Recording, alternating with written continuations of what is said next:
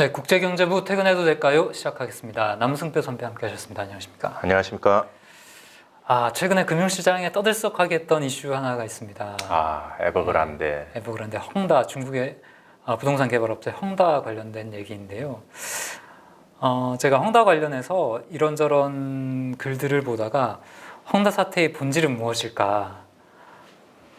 좀 우리가 좀 이야기할 만한 거리들이 좀 많이 있을 만한 그런 글이라고 생각이 돼서 한번 오늘 가져와 봤는데, 월스트리트저널에서 그 칼럼 하나를 썼는데요. 그거를 소개를 해드리면서 또 그와 관련돼서 좀 얘기를 좀 나눠보겠습니다. 그러시죠. 그러니까 저는 이 사설을 일단 읽으면서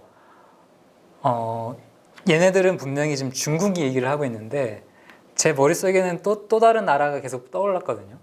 제가 소개를 해드릴 테니까 어떤 나라가 떠오르시는지 한번 선배 한번 추리를 좀 해보시기 바랍니다. 일단 그 헝다그룹의 채무불이행 디폴트 위기 사태의 본질은 헝다가 제2의 리먼브러더스가 되는지 여부가 아니라 미국 내에서 제2의 헝다가 나올 수 있다, 이런 게 이 사설의 요지인데요. 중국처럼 대부분의 선진국들은 경제 성장을 위해서 부동산에 너무 과도하게 의존해 왔다라고 매체는 얘기를 하고 있고, 유사한 폭발물이, 헝다와 같은 유사한 폭발물이 다른 선진국에서 있을 수 있다라는 그런 얘기를 하고 있습니다. 네, 그 월스트리트저널은 선진국들 대부분에 제2의 헝다가 있을 것이다, 이렇게 좀 단언을 하고 있는데요. 주요국들은 고령화되고 잠재적으로 감소하는 인구로 인해서 당장의 경제 성장을 과도하게 부동산과 연계된 차입에 의존하고 있다라고 보고 있습니다. 그러니까 고령화가 되고 노동할 수 있는 인구가 줄어들면서 경제 잠재 성장률이 떨어지니까 이걸로 메꾸기 위해 부동산 시장에 이제 의존을 한다는 거죠. 그리고 은퇴가 임박한 중산층들의 어떤 수요를 맞추기 위해서 저축의 저장소로서 부동산에 의존하고 있다. 그러니까 개인들이 믿고 투자할 만한 자산으로 부동산에 많이 몰리게끔 정부가 유도를 했고, 거기서 발생하는 이제 관련 차입을 가지고 당국이 경제 성장을 지금 이렇게 떠받들고 있다, 이런 얘기를 하고 있습니다. 남의 얘기 같지가 않죠. 계속 가보겠습니다. 너무 한 나라가 또렷하게 떠오르네요. 이런 기본적인 구조 속에서 끊임없는 합병증이 발생한다. 근데 가장 흥미로운 것은 부동산이 우리가 일반적으로 생각하는 어떤 공장이나 연구개발, R&D 연구소보다 생산성이 떨어진다. 그렇기 때문에 어떤 개인들의 저축을 부동산으로 계속해서 투자를 하는 것은 경제 생산성이 떨어뜨리는 일이다. 그런데 중산층은 미래의 재정 수요를 위해 이 자산에 의존하기 때문에 정책 당국은 자본 투자의 가치를 떨어뜨릴 수 있는 것들은 어떻게든 막아야 한다고 느낀다. 여기에 대한 당국의 전통적인 대응은 주택 구매자들을 위해서 신용 지원을 하고 신규 주택 공급물을 인위적으로 통제하는 것이다 라고 얘기를 하고 있습니다. 이게 정말 다른 남의 얘기 같지 않죠? 근데 이제 그 아이러니한 것은 네.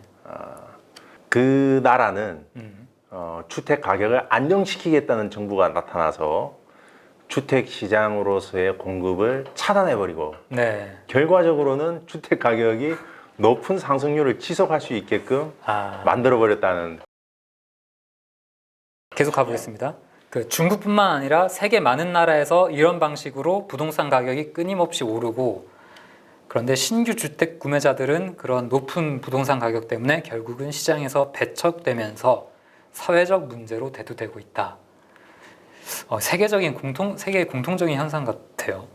그러면서 이것은 신규 구매자들의 부모 세대가 생산성과 임금을 높이는 경제활동보다는 주택시장에 투자를 하면서 저축을 낭비했기 때문이기도 하다라고 지적을 하고 있습니다.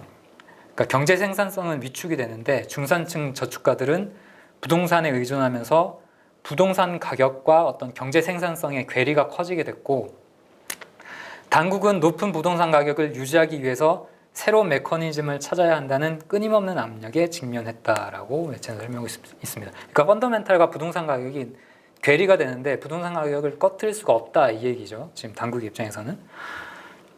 이런 현상은 중국뿐 아니라 미국, 영국, 캐나다, 일본, 덴마크, 또는 다른 선진국에서도 나타나고 있다. 이들 국가는 모두 통화부양, 재정부양, 거기에 더불어 경제성장을 위해 부동산에 어떤 형태로든지 의존하고 있다라고 얘기를 하고 있습니다. 한국을 집어넣는다고 해도 전혀 이상할 게 없는 것 같고요. 전혀 이상하지 않죠. 네. 그런데 이 헝다그룹은 지금 중국 당국이 이런 회전목마에서 뛰어내리려고 하기 때문에 극단적인 상태에 몰려 있다라고 현재 상황을 소개를 하면서 시진핑의 공산당 정권은 부동산 가격 상승과 경제 생산성 저하, 경제 성장 둔화, 그리고 사회 불안 등의 악순환을 끊기 위해서 적어도 1년 넘게 부동산 시장을 억제하기 위해서 노력해왔다. 그런데 시진핑 주석의 문제 해결 방식이 생각처럼 작동되고 있는 것 같지는 않고 경제 성장을 위한 수단으로 국영 대기업을 새롭게 강조하는 것도 생산성을 크게 향상시키지는 못할 것이며 그렇기 때문에 경제적 목적보다는 정치적 목적에 더 도움이 될 것 같다라고 매체는 일단 보고 있습니다. 중국은 다른 많은 나라가 조만간 직면할 수 있는 문제, 즉 부동산을 영구적으로 분리하는 방법과 실행하고 있는 것이라면서 시장 경제는 가계의 대체 저축 수단을 제공하는 선진화된 금융시장이지만 그런 과정을 겪기 위해서 아무런 고통이 없을 거다라고 생각하는 것은 바보 같은 짓이다. 네, 월저널은 이렇게 얘기를 하고 있습니다. 마지막 결론은 헝다그룹이 제2의 리먼 브러더스가 될 것인지에 대한 추측들이 있는데 그보다는 미국에 또는 다른 나라에 제2의 헝다가 발생하는지 조심하는 게 나을 것이다. 지금은 한 세대에 걸친 부동산 호황이 더는 그렇게 지속 가능해 보이지 않는 시점이다라고 마무리를 짓고 있습니다. 저는 이 칼럼을 좀 접하고 나니까 네. 무슨 생각이 드냐면요. 네. 이 칼럼의 저자의 얘기대로라면 헝다 사태는 중국에서 일어날 게 아니라 미국이나 영국이나 이런 데서 일어나야 되는 거 아닙니까? 그렇죠. 근데 저도 그래서 고민을 해봤는데 미국, 영국, 한국과 중국이 다른 점은 사회주의 국가잖아요. 자본주의인데 국가 중심적인 국가 주도의 공공이 주도하는 자본주의이기 때문에 국가가 나서서 선제적으로 행동을 할 수 있다라는 부분이죠. 그러니까 이런 것 같아요. 이게 사실 코로나 팬데믹하고도 굉장히 많이 닮아 있는 것 같습니다. 예를 들어서 처음에 중국에서 코로나19가 발발했을 때 우한이라는 인구 1,000만의 도시를 사실 이론적으로는 빨리 발생지를 차단하고 봉쇄를 해야 조기에 막을 수 있다라고 누구나 생각하지만 선진국이라면 네. 인구 1,000만의 도시를 봉쇄한다는 발상을 절대 할 수가 없습니다. 그렇습니다. 그래서 그렇게 해야 된다는 생각을 못한 게 아니라 그렇게 하는 게 이론적으로는 맞지만 할 수는 없는 거예요. 그렇죠.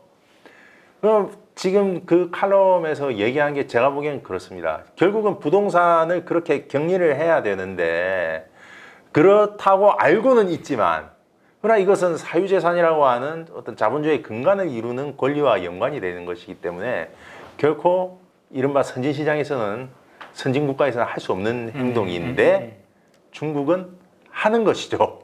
그런데 이제 제가 의문인 것은 헝다가 비록 큰 곳이기는 하지만 네. 중국 주택 시장에서 차지하는 비중이 제가 얼라이언스 번스타인의 어떤 게시물을 하나 봤더니 네.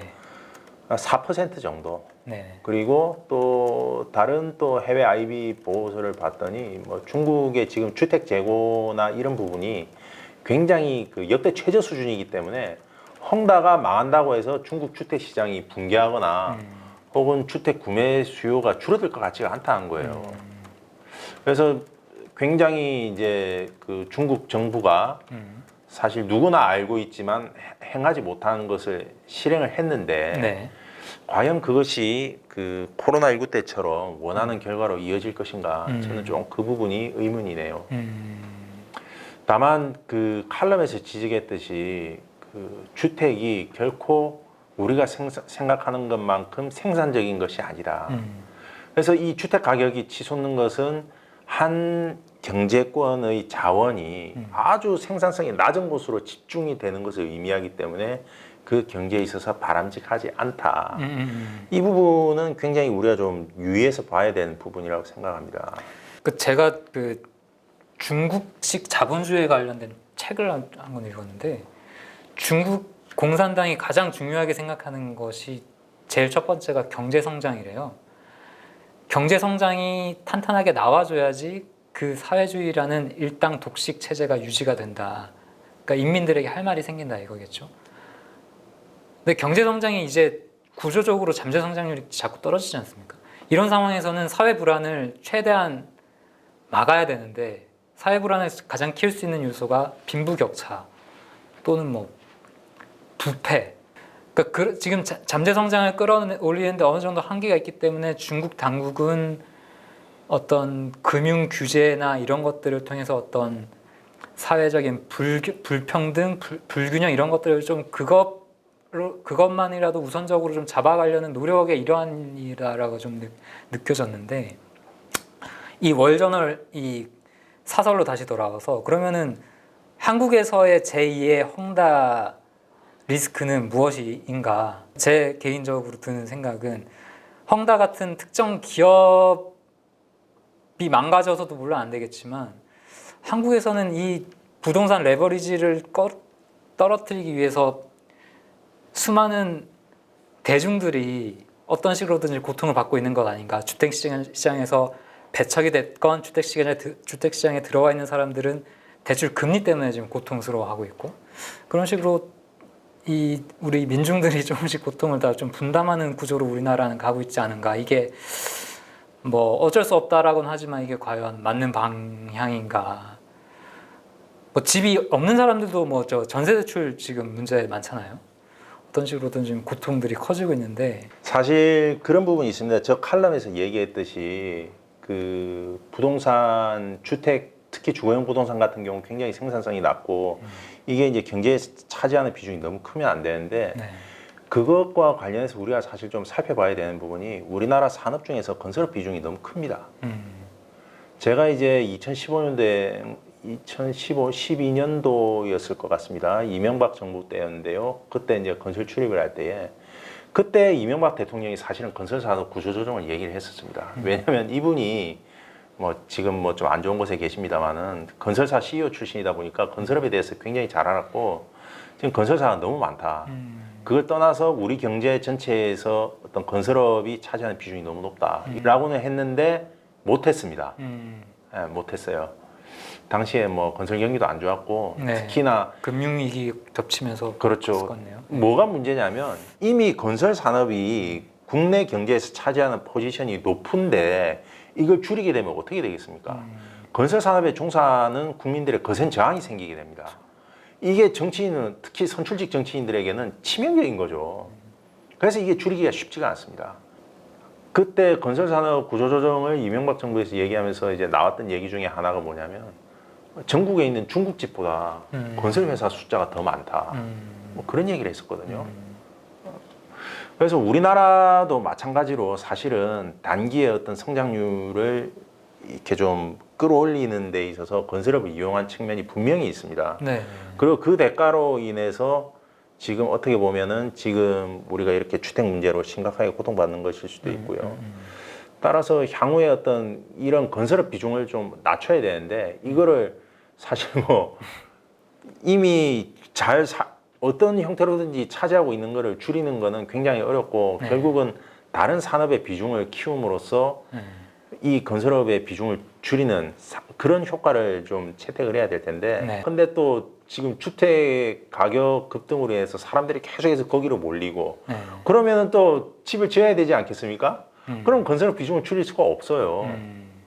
그래서 이런 악순환의 고리를 좀 끊어야 되는데 여기에는 좀 물론 어떤 최고 정책 기반자의 어떤 정치적인 의지도 있어야 되지만 또 이 현재의 상황에 대해서 좀 어느 정도 사회적인 합의를 좀 이끌어내지 않고서는 상당히 좀 어려운 문제가 아닐까 뭐 그런 생각이 들었습니다. 알겠습니다.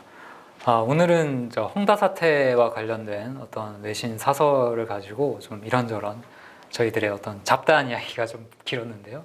얘기들을 좀 나눠봤습니다. 네, 저희는 오늘 여기까지 마치도록 하겠습니다. 네, 저희는 이만 퇴근하겠습니다.